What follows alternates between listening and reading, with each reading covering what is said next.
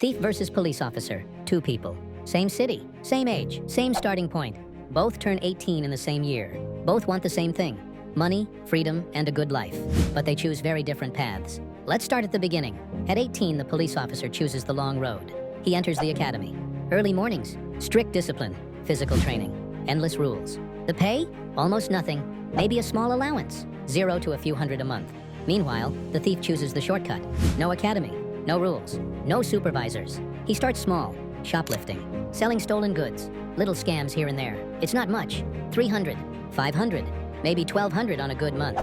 But compared to 0, it feels like freedom. By age 20, the difference becomes clearer. The police officer finishes training.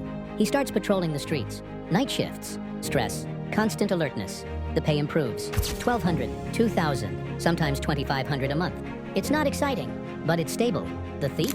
He gets confident. The small thefts turn into bigger risks. Breaking into cars, stealing electronics, working with the wrong people. Some months he makes 1,500, other months 4,000. Fast money, no taxes, no paperwork. At this point, most people would say the thief is winning. But let's keep going. At 22, reality starts to split. The police officer knows the streets now. He learns patterns, routes, faces, mistakes people make. He earns bonuses, extra pay. Over time, around 1,800 to 3,000 a month. Still not rich, but predictable. The thief? Sometimes he hits big. One good job can bring in 5,000, sometimes even 10,000. But it's not consistent.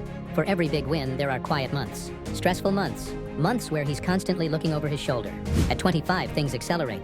The police officer gets promoted. More responsibility, more paperwork, more pressure, but also more money. 2,500 to 4,500 a month. He starts planning, saving, thinking long term. The thief?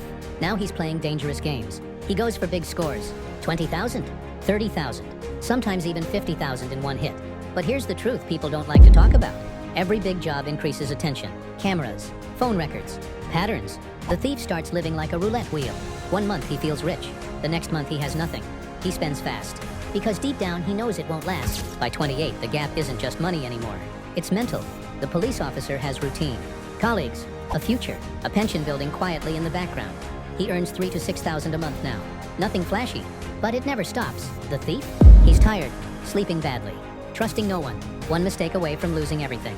Some months he makes 0, other months 30,000. But the fear is constant. And then comes 30. This is where the paths collide. The thief plans one last big deal. 40,000, maybe 80,000 if everything goes right. He tells himself, one more job, then I'm done.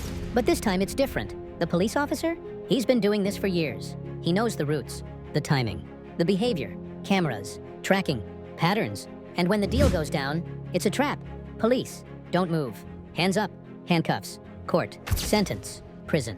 The thief loses everything. Not just the money, but time, freedom, his future. The police officer returns to work the next day. Same uniform, same job, and the salary keeps coming. Now zoom out.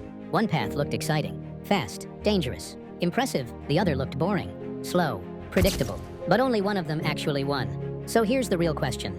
If you knew how this story ends, which path would you choose?